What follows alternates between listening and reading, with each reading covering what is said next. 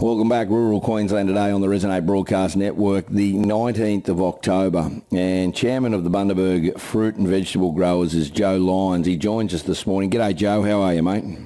Good, thanks, Ben. How are you? Really well. Rightly so. Farmers are struggling at the present moment in your neck of the woods. The Wide Bay region of Bundaberg, Central Queensland, the rates have risen up to 235%. It blows my mind. Unemployment is up 17% in your area, and it supports so many people. Like, we know what the backpackers and the roles that they do and everything, and it is so big, yet the rates have risen 235%. That's right, Ben. We've had discussions with our council who have told us that they can't reverse these increases, which has made us a little bit upset. We thank those councillors who have spoken up against it, but I guess this was done at a time when the budget was passed, when the COVID restrictions were going on, and I don't know whether they were all across it and what they were voting for. I can't believe after the region has water security issues. We've talked about this Paradise Dam issue and the surrounding areas. It has been unbelievable what's gone on. You've had drought. The electricity prices have been absolutely horrific in that neck of the woods. We've spoken to countless people through there and through the Wide Bay who have struggled.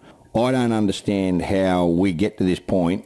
We've got all these issues, yet a council, I don't care if it was prior to COVID, it should never have gone up. Have they given any reasoning at all for that decision?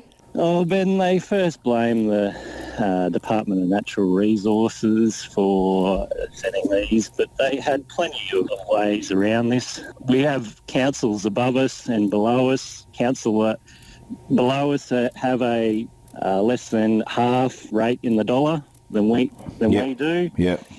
And the council above us in Gladstone saw fit to cap their rate rises. Our council has decided that to go ahead with this. Jesus.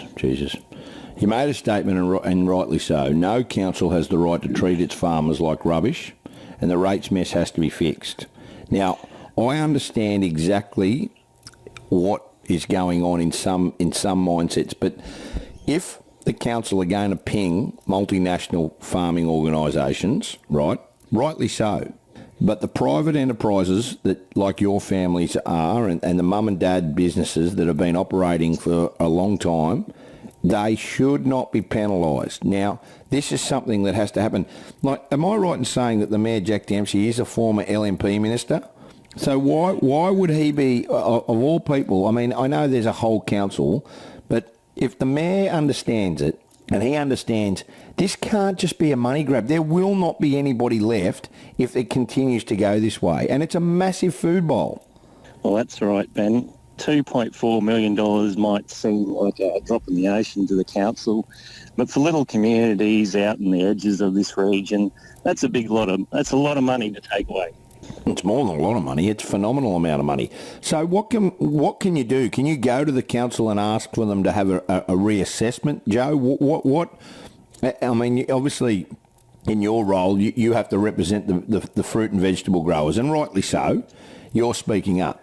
But this isn't the fight that you guys want to have. You've got enough dramas in your own businesses, everybody trying to survive, let alone having to fight a council that should be supporting you. I mean, in any other season, you guys provide the food for the nation. Your employment, you've got workers there constantly. What is it that they don't get? It seems like they can't make money for themselves, so guess what they're going to do? They're going to hit the easy one, and that's the farmer. And that's been going on for way too long, not only in your area, but we've had this chat in Roma, we've had it in the far west. It is a really, really poor decision. Can it be reversed? We believe so, Ben. I mean, there are cases, especially that happened in the Tablelands in 2007 and 18, where there were excessive rate rises. What's the most upsetting thing about this, Ben, is it? And some of the rhetoric that's coming out of council, it just creates a bigger divide between the city and the country. Yeah. And that's what they're playing on now, and that's really upsetting. And some of the things I've seen here, running a fake news campaign. Can you believe that? Yeah, unbelievable. Well, I mean, the facts of it are... telling us to put our pitchforks away. Like, I mean, that's just inflammatory. Why? From an elected body. Joe, I don't understand why. Like, I don't understand. Is it just because they can't generate the same rates? If they did it to the people in the city, now I'm being genuine about this. If they raise their rates, now it's not only 10%, 235%. If they raise them, you watch them kick, squeal and scream. No one would tolerate it. No one at all. So I don't understand why, when you guys have a little bit of pushback, that they then become, and that they're not playing the ball, they're playing the man. Like, oh, like you guys are so backward, you have pitchforks and stuff like that. Like, it's just absolutely ridiculous. And I understand, have you got to take it further to a tribunal? Is that the place for it to get reversed? Is that where it's got to go to?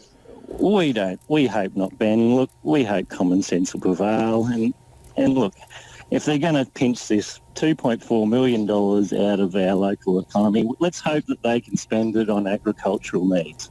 Yeah, well, they're not going to do that. They're going to do it on people that don't deserve it. I mean, is there now, and you talk about the divide, when there's never been a more time for everybody to unite, the council are single-handedly dividing, and this is only not happening in your area. This is happening across the state.